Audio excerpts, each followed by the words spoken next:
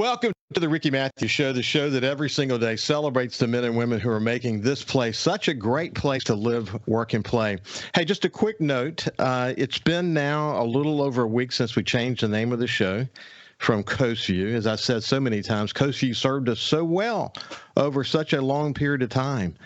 But people tended to call this Ricky Show or the Ricky Matthews Show, and we just decided to simplify it for marketing purposes and name it the way people refer to it. And, eliminate a little bit of the confusion with the name Vue, V-U-E, which was a French term for the visual perception of a region.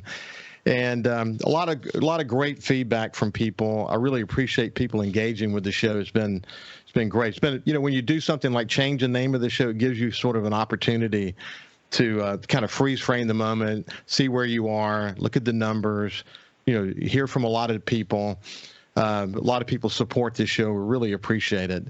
And I think one of the biggest things I get is that people are really, really, really focused on the positive message that I try to bring to the show, whether it be through the quotes or the conversations or whatever. And again, from time to time, I'll get on an issue. And the beauty of me being involved in an issue is that I can do it independently. I don't fear what the backlash might be. I learned as a publisher, as a community leader, as a CEO, that you got to be courageous sometimes. You have to be willing to put yourself out there, not fear the fallout that comes from that. Being independent, being retired and doing this show and being supported by the leadership at SuperTalk Mississippi, I'm in a unique spot, and I'm not going to be grabbing hold of issues too often, but when I do, I'm going to do my homework, and I'm going to do it because I believe that's what's best for the community. And I've always done that. And I'm thrilled to have this platform, and I really, really appreciate the support. One last note, had so many great conversations this week. We try to focus every day on bringing something to you that's going to make a difference. But if you missed my conversation with Oliver Diaz, he's from Biloxi, and he spent time in Jackson and Oxford. He's traveled the world with his wife. And if you missed my conversation with Oliver, I'd really point you in that direction. He's now going to be a thought leader columnist for SuperTalk Mississippi News. He'll be contributing on a regular basis. He wrote a column about the right to travel, that Americans tend not to appreciate this incredible right, constitutional right we have to travel, not just in the United States, but around the world. And he's done some amazing things. You got to go listen to this conversation to be reminded of what all he has done. But it was a great conversation, and we're really thrilled to have Oliver on our team. And it's fun for me to have an opportunity to spend time with people like Oliver. So I would encourage you to go to the Facebook page or YouTube or your favorite podcast and look that up. Okay, so without any further ado, it is Friday on the Ricky Matthews Show, and I'm pleased to bring in to the conversation my friend Jeff Duncan from NOLA.com and the Times-Picayune. How you doing, Jeff? Ricky, good, man. We got through the draft. It's all downhill from here. And you've got Jazz Fest, man. I know how you guys feel about Jazz Fest, but you're all up in that now, aren't you? Yeah, it's like the one big thing that always overlaps with the draft is Jazz Fest. So it's always a busy time here, and luckily we got great weather, so it should be a fun weekend. Yeah. Jeff, take a quick side note real quick. You heard what I said a minute ago about from time to time on this show, I'm going to lock on an issue. And, there's so many issues I could lock on, but as a general rule, I don't lock on to much, if anything. But when I do, I'm going to put everything I've got into it. And I'm actually writing a piece about courage right now. There's an issue that I have dealt with on my SuperTalk Outdoors show that has revealed to me sort of the machine that can work against you when you want to get on an issue. And what it means to be courageous, what it means to have a moral compass. And, when you're dealing with issues, whether it be a local issue or a statewide issue that you think is in the best interest of the public, there are always going to be there's always going to be gravity of opposition that's working against whatever that is. That's just the way it works. And you and I, through journalism, have gotten to know that really well. But when you talk about just the term of courageous, overcoming fear, being willing to sort of weather the fallout that comes from stepping up and talking about things that at times are uncomfortable. You and I, through our careers, we have personally seen it through our own discussions of tough issues, and we've been surrounded by people who knew how to take that on, and they let their moral compass speak, and the fallout did not matter at the end of the day. Courage is an amazingly important thing in a community, isn't it?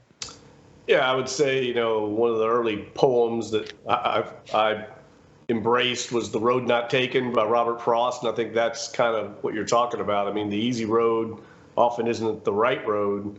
And, in our business especially, you've got to let the truth be the divining rod. And as long as you're seeking the truth as the best facsimile of the truth, as close as you can get to it, that's what's important.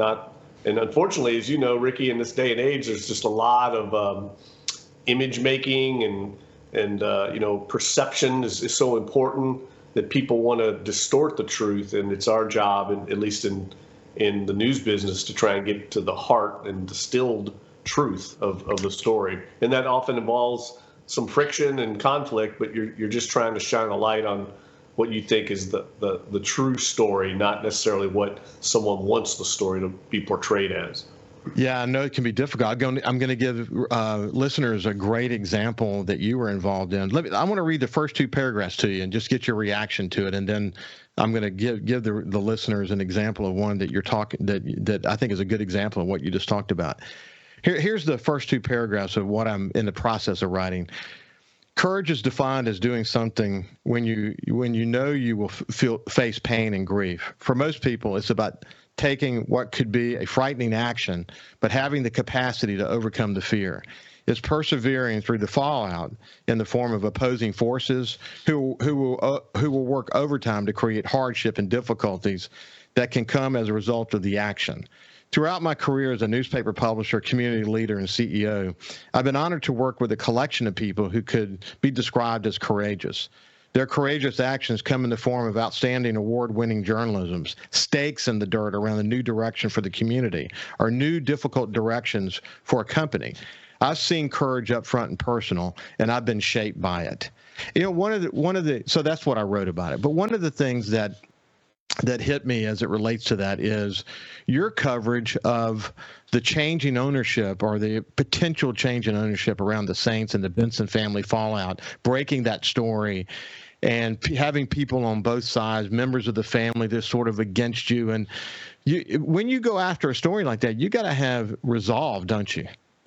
Well, yeah, it's going to cause a lot of, change in people's lives, and they're not going to want that. So clearly they're going to fight that. And yeah, that was one of the biggest stories I've ever covered. A very similar type of story would have been, say, post-Katrina, the New Orleans Saints and their dalliances with San Antonio, and were they going to try and stay in San Antonio? That was a very difficult story to report.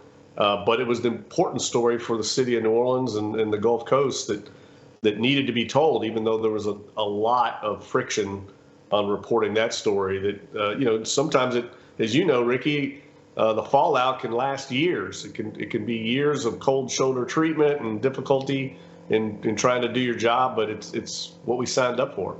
It is what we signed up for, and for people to fully appreciate what Jeff is saying, he's so right about that.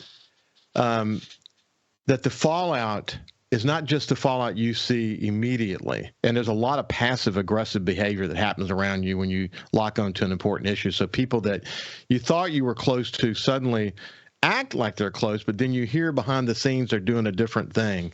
Or maybe there's some unintended consequences that comes from the reporting, that sources get hurt, or lots of fallout can come in a bunch of different forms. But the reality is that the hurt feelings that come from excellent reporting are talking about an issue that needs to be talked about. That by doing that, you reveal either elected officials or people in positions of public trust have their own financial gain or their own political alignment or their own personal interest at heart, and not those of the public interests.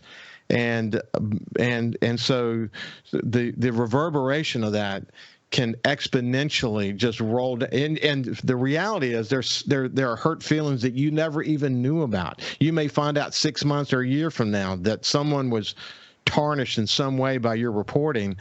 And it's just something you got to learn to live with. That's why getting it right, Jeff, so important. That's why being accurate.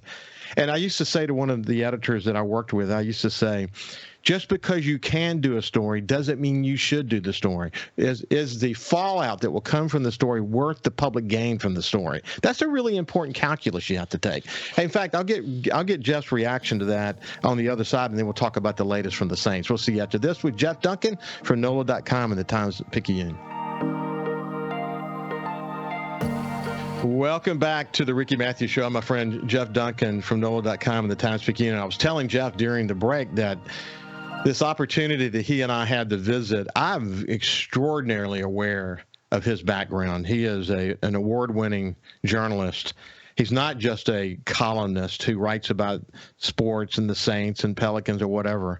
He's an award-winning journalist. He understands what it means to take a stand and do your homework and to be careful. You know, you don't go fight all the fights, do you, Jeff?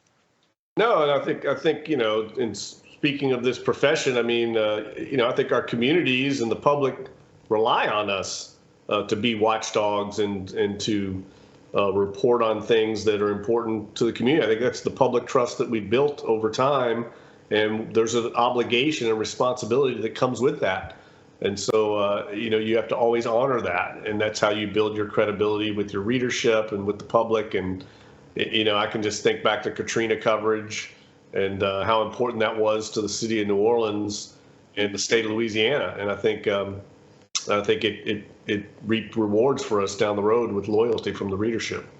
I know it has, man. I know it has, and you're surrounded by some of the best journalists in the country, and I know that firsthand. I definitely do.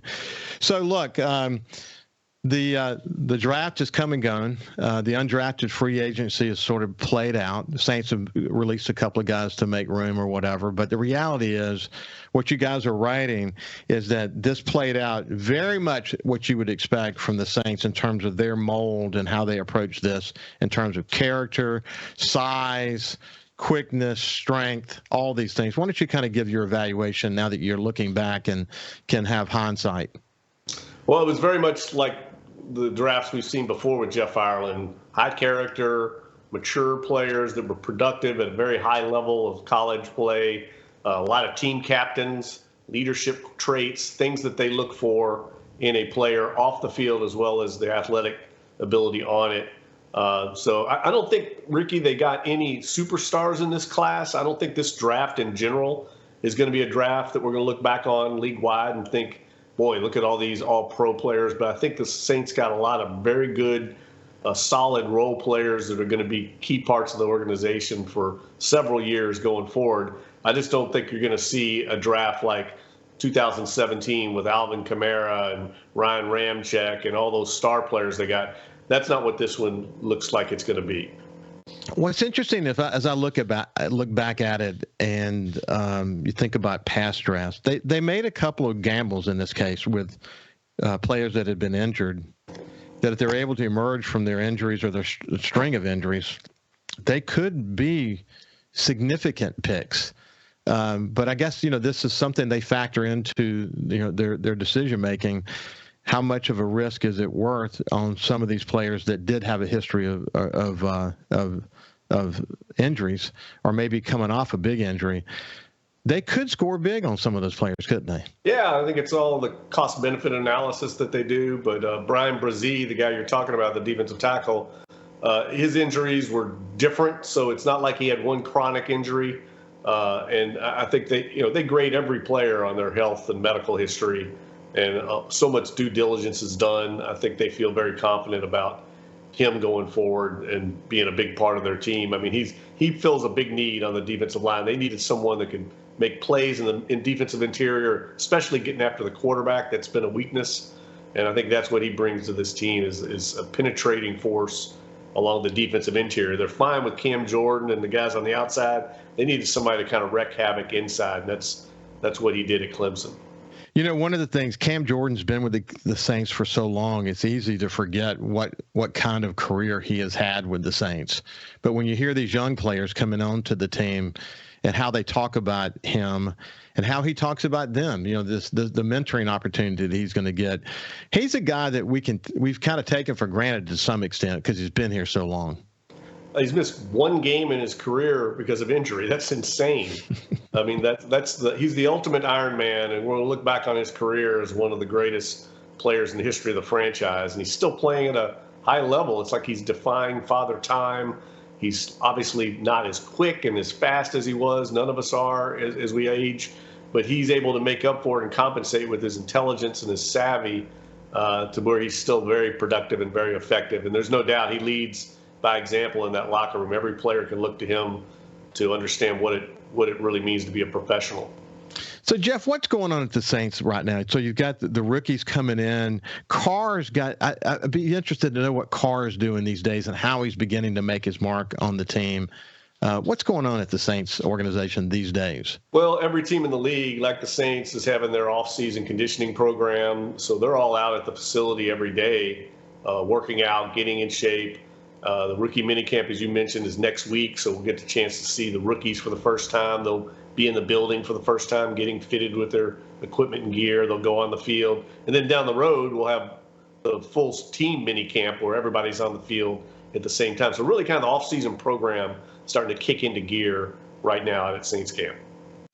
So talk to me about that. What as the rookies come in, there's an expectation they're going to be involved, right? I mean, you don't hold out already as a rookie in a situation like that, do you? Right. Hey, let me do this while we're talking. I got to plug in my laptop. Okay, so keep talking. No problem at all. No problem at all. But Jeff's on the ground there. He's able to see exactly what's happening with the Saints during this time of the year. And used to be, you know, all the pros at this stage of the game would run off and go live wherever they're going to live, and you'd see them again when the season, you know, when mini camp starts again, or maybe the summer camp before they get into the preseason. But now they're doing year-round programs, and it's very designed, isn't it, Jeff? Yeah, so you asked about Derek Carr. Derek Carr right now is in the building. He'll start having meetings with the offensive staff. They'll start kind of going through the playbook, determining what it is that he likes in the playbook, what he can bring to this playbook, maybe that he's done in the past with the Raiders, that they can incorporate into the offensive scheme. That's what's probably going to be the biggest factor over the next 2 months is, getting him indoctrinated into the Saints scheme and maybe tailoring the offense to his skill set. And so he and Pete Carmichael and the rest of the offensive staff will be meeting in addition to while he's working out. One of the things I'm curious about, I meant to ask you this already, actually, is that in your book about Drew Brees and Sean Payton and the Saints offense, you said that you have to have a PhD in offense to run it. How similar is the scheme that he came from this one, including the terminology? How different is it? No, it's very similar. I mean, they're both kind of based in the West Coast system. And one of the reasons the Saints were attracted to Derek Carr is because they knew he would fit in well with this type of system. It's very much a quarterback-friendly scheme. And I think the thing that I hear most from the offensive coaches right now that they're excited about with Carr is the Saints, when Drew Brees was here, and if you read Peyton and Brees, we talked a lot about this. They put a lot on Drew Brees' plate to get the offense into the right play at the line of scrimmage. He could read the defense. He was so smart. He had so much experience. He was able to get to the line of scrimmage, and usually almost every play the Saints call, they have two plays. And they get to the line, and the quarterback will read what the defense is in. He'll check to one or the other. And that was something, frankly, that they've had trouble with the last couple of years, getting into the right play or getting out of a bad play. And they really are excited about Derek Carr's ability to do that. They think they could put more on his plate almost up to where they were with Drew Brees, and that's something that I think they're looking forward to. You know, you and I had chatted about this, but you wondered if the Saints would bring in a play caller.